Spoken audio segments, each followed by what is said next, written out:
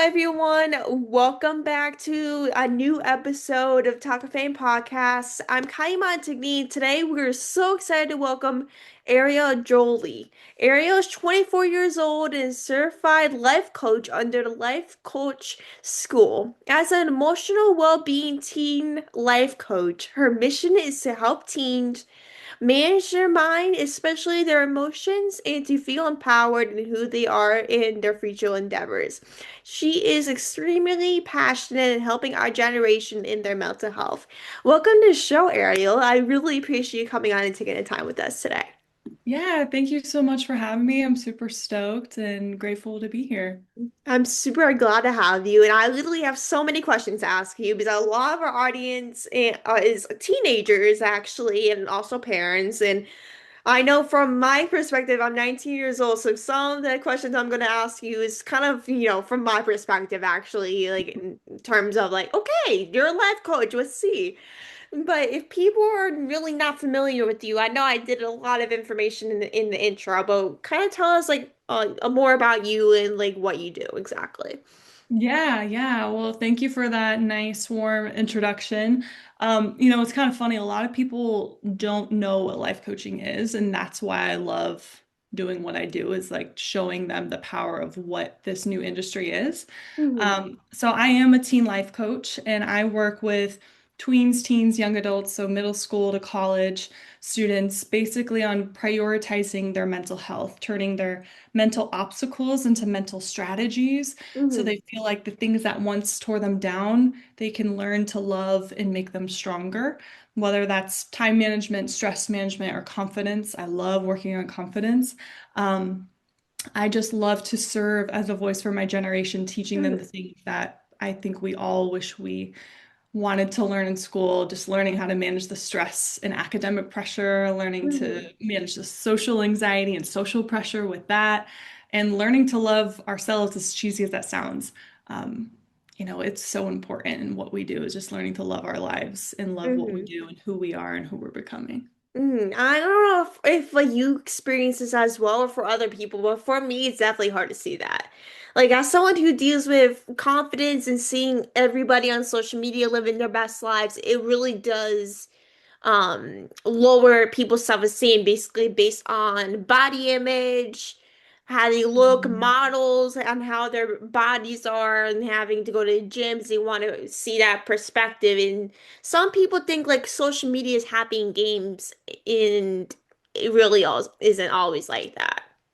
Yeah, for sure. I think it can be so misleading when we are on social media. We are really on social media observing other people's lives versus creating our own. And we've become such consumers that we forget to create. Um, We do, you yeah. know, it's like TikTok and Instagram and YouTube Shorts and Snapchat, they're all so addicting for the Hmm. purpose of staying and keeping our attention on it. And I Hmm. think at a certain point we forget, like, we're going to remember more of what happens beyond the screen than what happens on the screen. And Basically. that's what I want to help teens see, is like your life can have so much value when you see what's beyond this little rectangle in front of you. No, exactly. And sometimes people forget on how to actually live life without social media.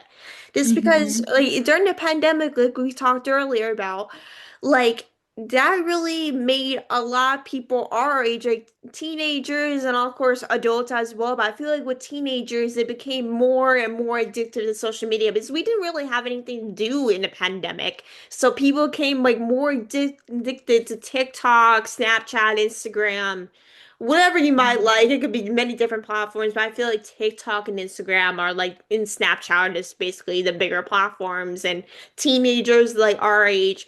But with all that, it really like I feel like a lot of people don't actually know how to live life without social media because it really does consume our life so much that we always have to look at our phone at the dinner table or like or this with our family. That really took up a lot of our lives in recent years. Literally, I think it's become our best friend. Hmm. And I almost want to help people see that it's more of a frenemy versus just a best friend. Like there are good parts of having a screen versus not. And that's one of the things that I do is just helping teens like regulate that. We're not trying to like remove your screen time, but we're trying Mhm. to upgrade it Yeah. because phones can be really fun. I mean, don't get me Yeah. wrong. I love a good bed rot or a doom scroll here and there. And it teaches us so much, but it also teaches us things that we need to relearn or we need to unlie to ourselves about certain things, whether, like you said, body image, self-image, overall image of who we are is something that can get heavily misconstrued when we look at social media. Like the amount of times that I'll scroll on Pinterest and see someone's like body shape or their outfits and wish I had what they had. It just can like ruin your mood for the rest of the day. It's crazy. Yeah, Like that's how I am too, actually. Like looking on Pinterest and seeing things like, okay, I want this aesthetic in my life right now. Like these people are living their lives, even though we don't know behind the scenes of how things are going in their mental health. exactly. And that's kind of what coaching is building your life to the aesthetic that you want it to be without feeling like it's something you have to have or coming from a place of guilt looking at Mhm. Pinterest, but from a place of inspiration. Like when I go on Pinterest, I'm usually inspired unless I'm comparing myself to them or fearing like I'm going to be judged if I try and be like that or I reject Mhm. myself from having that lifestyle.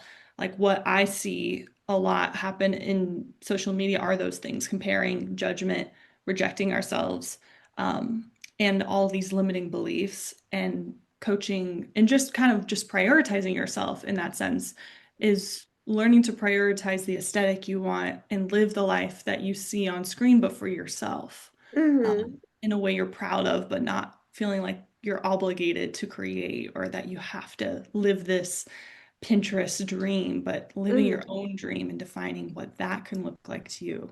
That could be You're really cool. exactly right. I feel like with a lot of like influencers, content creators, always have to feel the same to others because of how many views you get and all getting likes and reposts. And what makes people unique, in my opinion, I don't know how you feel about this, but what makes people unique is sharing their own story and how they want to live. It's okay to feel like you're getting judged and all that because I feel the exact same way. It's okay to feel Mhm. that way because even if after doing podcasting for 5 years, I still feel like that. And I don't think it ever goes away. Like, I don't think ever, Totally. but I feel like every time you do stuff, it gets better over time. But I don't think it ever goes away, though. Totally. You're preaching to the choir. I've been a coach for 6 years and you've been doing this for 5 years. I think like the closer you are to your dream, sometimes the heavier it can feel. Like It does, yeah.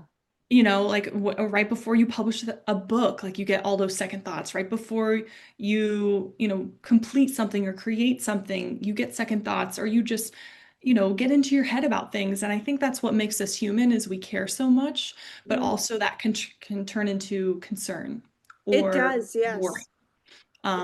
And so I've kind of realized like as you grow, there's this idea that the more you put yourself out there, the more judgment you may receive, but Mm-hmm. also the more love you can receive. Like if you It think comes about, both ways. It depends on like what you crave because especially if you're a teenager, other teenagers are more judgmental probably than most adults are. But I mean, it comes both ways, but I feel like Mhm. you're gonna get some judgment no matter how old you are in some ways. If you're gonna get judgment no matter what, you may as well be doing what you want, not judging Mhm. yourself with other people judging you versus you not doing what you want to do, judging yourself and other people judging you. And sometimes judgment is also meaning you're doing stuff right. It does come in good and bad stuff, but sometimes judgment comes in good ways. Not always bad, but it always comes in good. It depends on who you talk to is always, the part. I mean, if you want to get judgment, asking your close friends and family are always the key if you actually want judgment. That's kind of what I learned. If I want judgment, a family is the way to go. I love that. I love that your family can be so real with you and like tell you straight up like what's right or wrong. And I think to an extent, like we filter that as judgment, and to many of Mhm. us that's a bad thing, but we Mhm. also forget there's such thing as healthy criticism. And that's a hard thing for us as teenagers is like being willing to hear something without taking it personally. Yeah, And that that's the hardest part for me filter. because even though like people make mistakes and make hate comments, whether it's wherever you post, it's hard for me to take it personally. I don't know how it is for you, but it's like dealing with hate, and especially as a journalism major, you get that all the time. So it's kind of like that's like the main thing I get stressed about as a journalism major is how I handle the hate for no apparent reason, for who I am, who I'm related to, who I'm friends with, like teenagers and anyone will judge you for no apparent reason instead of not knowing you. But social media is kind of like they will judge you without knowing you as like a regular person or know you personally. Yeah, because it's so easy to hide behind a screen and just leave a comment and it not really impacting your life or anything because they can't track you down. They're not going to come find you if you leave a harsh comment, Hmm. but it's still going to hurt, Yeah, it always on the hurts in receiving some end. ways. Some people handle it better than others. Yeah. Yeah, I think that's the hardest part is how do we handle it and not make it mean something about ourselves. But the way I like to think about it is if you want to dream big, you're going to have big opinions too. That's It's like true. thinking about Taylor Swift, like oh, there's a lot of Swifties out there, and there's a lot of, just people that admire other people. From all Hmm. the role models that you have in your life, you consider how many haters do they probably have, and how many lovers or fans do they have? And usually, like if we think about, I don't know, like Taylor Swift, she has a lot of fans, but boy, does she have a lot of haters too. It's like I feel like there's always haters everywhere, but also Taylor Swift with how big she is. There's always Mhm. gonna be haters like with her, David Travis Kelsey. Like, if people are saying her music's not good, I mean, it's okay. Not everyone's music is for everyone. Everyone Yeah. has different tastes, but no matter what people do and how famous they are, even going for a walk, people can just be like, oh, they're not busy doing work. I'm just like, can't they be a regular human no matter how big they are? But for some reason, Taylor Swift sometimes gets hate for no reason. Even if it's just she's doing regular things or not going on tour, releasing new music. I'm just like, I feel bad at the same time Yeah. because, like, even if she goes on a walk or just goes somewhere, I'm just like, she gets hate for it. Yeah, for even like the smallest thing she does, there's going to be some sort of headline on the front of a magazine of what she's doing wrong, and it's going to be completely Exactly. misconstrued. And that's like, it just makes me think about this important lesson that no matter where you are in life, there's going to be people supporting you and people hating on you. And usually, the more you grow, the more haters you have. But the most important thing is, are you a hater of yourself or are you a fan of yourself? It also is how you are as a person. Because some people hate on people just for how they are and to make themselves feel better. Yeah, sometimes it's jealousy too. Hey, I'll be real with you. There were some people that I really admired in high school, but would just hate on internally because that was my only way of making myself feel better about it. And I realized like hating on people can help mask what you truly feel about them, which is admiration or jealousy or feeling like you're not doing enough. Hmm. But then if we can use that observation as inspiration to how can we be like them in a way that makes us happy? That's where comparison can become healthy. It's like, Yeah, because I yeah. feel like everyone becomes that. Like some people get jealous and hate. I feel like sometimes it's also a learning experience. I feel like that's how most teenagers are because with high school I see that more often because in high school, like for me, I don't know how it was for you, but for people doing their own thing and how they are, they'll probably think you as weird or Mhm. judgmental, even though you're doing nothing wrong. Yeah, that's the thing is like, well, for me in high school, I was very to myself, shy, insecure, and I feared judgment so much that I was projecting what I thought people thought about me and just thought about myself, that That they don't that think I'm that's how I was too, and I still deal with that now. I don't think like it definitely gets easier over time, but I feel like for high school I was the exact same way. Yeah, yeah. And I think in a sense that it doesn't go away as much as Like when I work with people and just talk to people, they ask me like, "How do you get through that?" I'm like, "It doesn't necessarily get easier. You just get stronger at handling it." And it It's so kind of easy. like, especially if you deal with it all the time, you're just like, you get better at it as time goes on, no matter like how old you are. Yeah, honestly, like if you are trying to get over the fear of judgment, it's kind of like getting over the fear of public speaking or fear of skydiving. You're not going to get over it unless you address it head on. That's It's the true. Because no best way to matter who practice you it. address it, like it can be asking friends or family. It can be many different ways, but I know with people, like if they try it once, you know if you're gonna like it or not. Like if you don't Mhm. do it, you never know if you're gonna like it. Yeah, it's literally exposure therapy. It is exposure therapy, exactly. Yeah, and I think it's good to an extent. Like I know I fear spiders, but I'm okay with just fearing spiders. I That's don't know how if I I want to am. My become that. biggest fear is actually spiders. I'm not lying, actually. Spiders, like no matter what spiders are, I don't care what it is. But Mhm. literally, spiders, if there's something around me, I will literally run for my life.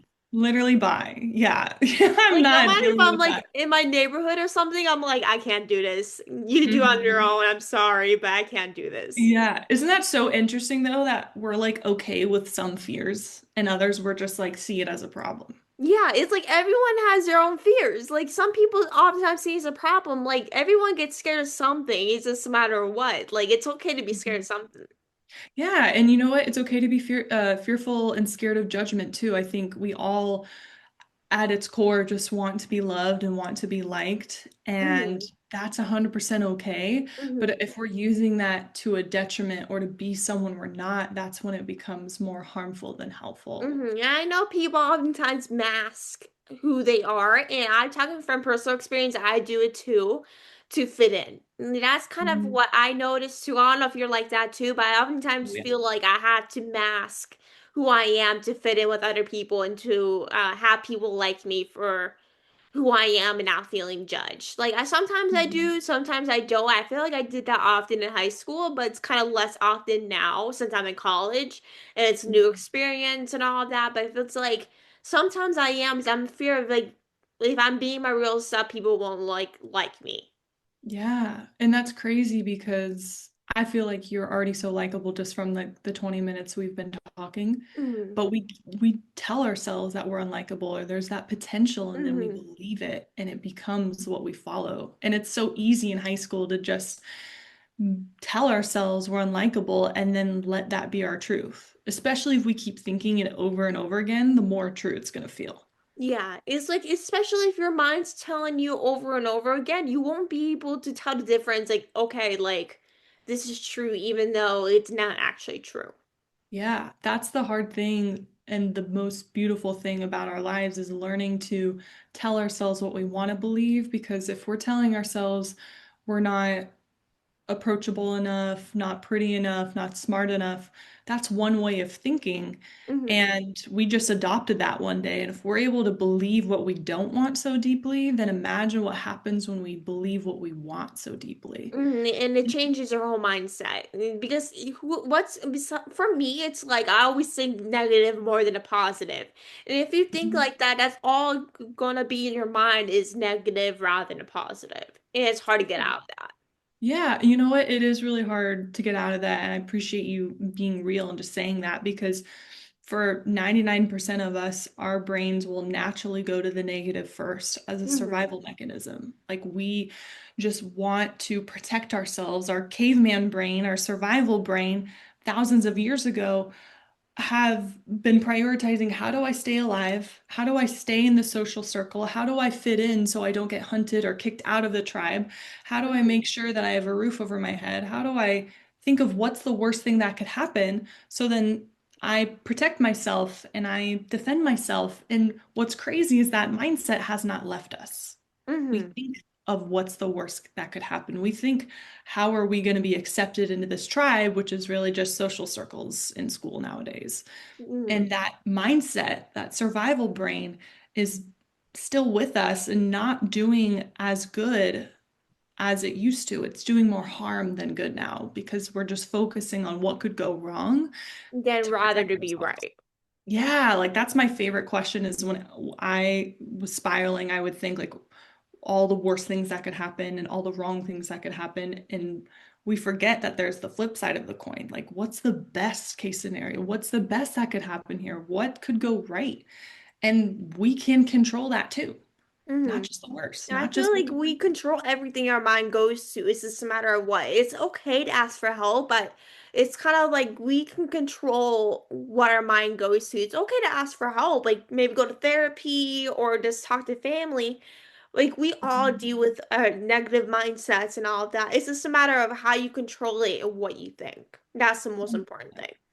yeah, yeah. I think like what makes a negative mindset super negative is if we believe in it, if we Hmm. live by it, and we act by it, and we make that mindset our lifestyle. Hmm. Um, but there's the ability that a lot of us have but don't realize is like we don't have to conform to the first thing that we thought. Hmm. We get to believe more than what our brain gives us. We get to talk back to our brain more than our brain listens to us. That's the Hmm. best part. It is actually. You said it like I was literally going to say the exact same thing. So you read my mind with that. But on the other end, so you're 24, like we talked about before. You already built a powerful mission with working with teenagers and making life coaching and all of that. But what drives your passion for helping this generation in Yeah. like teenagers and their mental health? Like what kind of drives you with that? Yeah, honestly, it's just knowing that so many teens, many people in general, just don't know the life-changing impact of life coaching. And Hmm. that fueled a fire in me to be a voice for my generation because they're like, what is this? Is this, are you telling me what to do with my life? Are you a fitness trainer?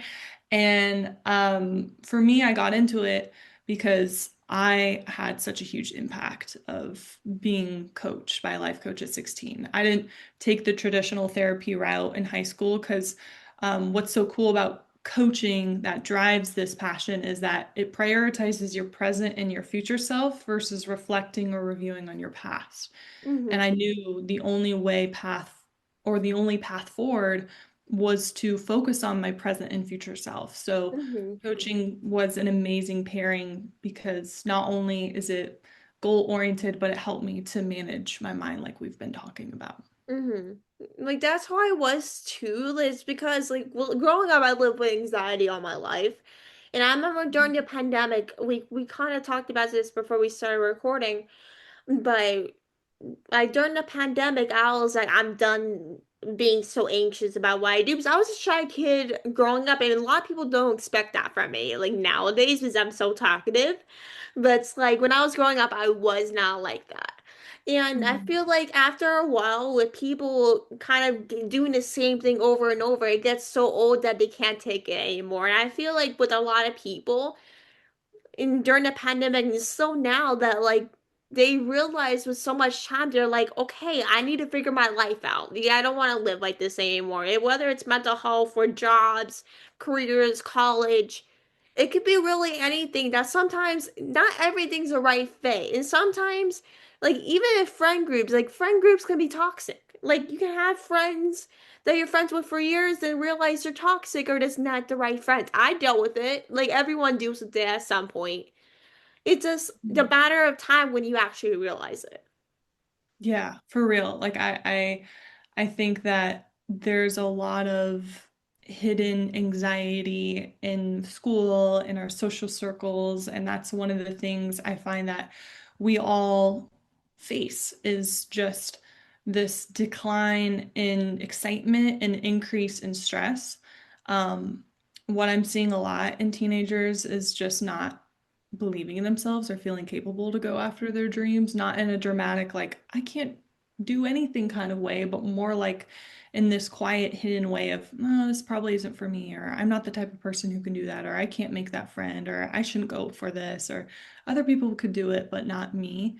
Mm-hmm. And it's crazy because, like, remember how as kids we all had these big dreams of Mm-hmm. being like an astronaut or a paleontologist or a teacher or a singer or something big?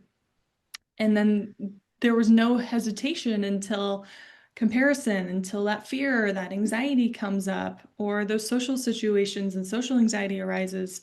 And we go from, why not me to, why would I do that? Yeah, especially like when kids all we live in some sort of fantasy where this is what I'm going to be when we grow up.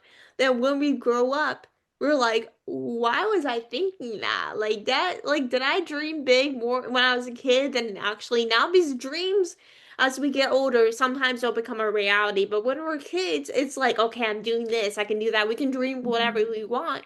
But as you get older, you're kind of like when you're hitting college time or senior year high school, you're kind of like, okay. What do I want to live my life? You can choose as many careers as you want as a kid, but sometimes, like as an adult, you can change careers. It's like that's completely normal. But sometimes, Mhm. like as you go to college, you're just like, okay, this is I have to do this for the rest of my life because this is my major.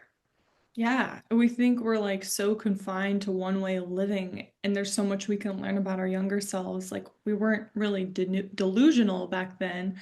Hmm. I think we were just had high self-belief, and we were just living in this fun la la land that, like, over time went away. But I feel like who's to say we can't be in la la land? Like, if other people can do it, why can't we? Yeah, exactly. It doesn't matter how old we are. Everyone does it at some point. Even myself, I'm not gonna lie, I do it all the time. But it Mhm. doesn't go away. It's okay to feel like that, but at the same time, like it never goes away, even if you're 5 years old or you're 50. Like it doesn't matter. Yeah, yeah, dreaming big is one of the most fun things we can do for ourselves, even if it feels like a little delulu, a little delusional, but it's fun because, like, what if we actually do something about it? What if we Mhm. actually say yes to it? What if we actually make our younger selves proud and do what younger us have always been wanting to do? And like we just need to make our younger selves proud, you know? Like even if we dream something since we're 5 years old and end up doing it, like that makes like whatever how we are, how old we are during that process, like you always want to have like you make your younger self proud for how far you come because everyone deals with their own problems and how far they come. That's like everyone is proud of themselves for whatever struggle they're coming with. It doesn't matter what. Hmm. Yeah, I think no matter what dream you follow, no matter what you do, just make yourself proud. Like Hmm. that's something you get to do, not something you have to do, but why not? Like Yeah. this is your one and only life, and And you can pride only is an live for option. so long. Yeah, if pride's an option, if living the life that you want to is an option, then as daunting as it might feel just going after it, like what's the alternative? Is the alternative as Hmm. much fun? And what do we have to lose is also a question. Like the worst case scenario is we never do it again. Hmm. Yeah, the worst case scenario is like we either don't do it again or we never do it and we always wonder what could have happened. And I Like rather, what like if wonder what we tried and how we liked it. Because if you don't do it at a certain time, you'll regret it for the rest of your life and wish like, oh, I wish I could have done this at so and so yeah, age. my motto is I rather regret action than inaction. That's how I am too. Like I'd rather do something and then not regret doing like then not regret doing it at all. Hmm. Exactly, exactly. Let's just not regret. Let's just do whatever it takes, even if it doesn't work out. Because why Hmm. not? Totally. And the last question I wanted to ask you before we wrap up is how can parents or mentors support teens in developing self-assurance? I know we kind of talked about this earlier, but how can parents or mentors support teens with that? Yeah, I think that's a really great question because so many parents want to support their teens. And I find that when I talk to parents, they're like, what do I need to do? What do I need to say to support my teenager? And sometimes they're trying to find like a tangible solution, but sometimes the most powerful thing we can do as a parent, as a peer, and as a friend is to listen without Hmm. the need to fix. Like just seek to understand, not to always respond. Hmm. Because if we can just be there for someone without feeling like there needs to be a change or there needs to be fixing, then they can realize that what they're going through doesn't always have to be changed or doesn't always have to be fixed. That deep valleys in our lives are deep challenges in our lives doesn't necessarily mean anything's gone wrong. We can Mhm. hold space for that and we can be okay with that as parents. And that's sometimes the solution in and of itself is just being there for them and loving them unconditionally without changing or doing Mhm. anything different. That can be a beautiful solution. And oftentimes, people, no matter how you are, mirror their parents and how they are. So, oftentimes, like with parents, like you oftentimes have to control what you kids see and act based on how you act. Because oftentimes, like if you're being miserable, your kids will be miserable. Like, for example, if one of my parents is miserable and upset, I'll be miserable and upset. Because I can oftentimes like sense like they're feeling that way. I know a lot of people do that also.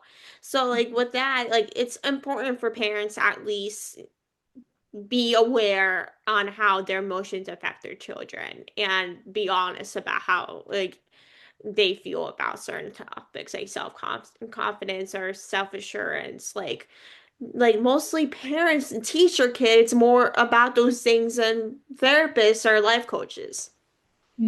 Yeah, yeah. You know what? Like having that direct impact is going to be super influential in your teen because they see what you do every day, whether they make a remark about it or not. And one of the things I see or what I've learned a lot is how parents talk to their kids about other people or how parents talk to their kids about themselves is how kids and teens and all of us think other people talk about themselves. And it makes them think like it's okay to talk bad about other people. Yeah, I mean, if your parents are talking bad about somebody else, then their child or you might fear that other people talk about you the way that your parents talk about other people. So, And it sets a bad example, and that's kind of like not the easiest thing because if they think it's okay based off their parents and how they act, they think it's totally okay to do it to other people and not yeah, care about how they react. yeah, and also they fear that maybe other people are talking about them the way that their parents talk about other people, just in a judgmental way. And so, to all the parents listening, like, really be self-aware of the way you talk about other people, also how you show up with your screen time, because that's a huge one. Hmm. Also, how you show up towards your own self-image, because if you have goals for your own child that you aren't even representing, how are we going to lead by example if we're not even leading? That is true. And also, it doesn't have to be your kids. It can be like your niece's friends. Like, it doesn't always have to be your kids. Like, it's perfectly okay to set an example for other people, but even like just people always looking up to you. Like, even like they always mirror on what you do. It doesn't always have to be your kids. So you're Mhm. kind of leading by example and how other people should react. And no matter if it's like family, friends, or whatever, you should always lead by example and be a good person and treat others with kindness, no matter like if you're dealing with a lot like depression, anxiety, or just like family problems. Like it can be a variety of different ways, but it always depends on how you react to that is the Yeah, most important thing. yeah. Leading is a great thing you can do for others, but also just know that your future self and your younger self are watching too, not just other people. And you Like, just want to make yourself like your younger self proud. That's also another thing too.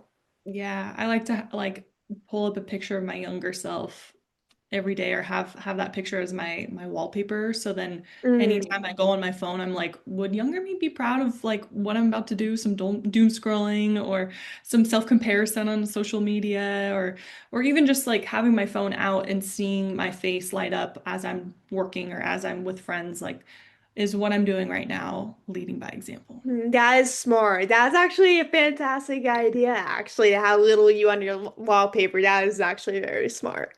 Thank you, thank you. I feel like there's a lot we can learn about our younger selves and Oh, take. absolutely. Yeah. So I think that is a perfect way to wrap this up. I really appreciate you coming on and taking the time with us. I know you are a busy person, so I know this means so much. I know for a lot of parents and teens, they can really benefit from this episode. I know for myself, I really do as a teenager or adult, wherever you want to describe a 19-year-old. But I really appreciate you coming on and time with us today. It means so much. Oh, thank you so much, Kylie. It was fun to yap a little bit with you and, just be able to spread some hopefully words of wisdom and yeah, just spread the love. And thank you for giving me the opportunity to do that. It was really fun. Of course. I love chatting with you, and definitely we need to do this again soon, like another time though. I love that. For sure, for sure. I feel like there's so much I could say and we were just bouncing ideas off of each other. So more ideas to come. Oh, for sure. So thank you everyone for listening. Make sure to like, subscribe, and review, and I'll talk to you guys very soon.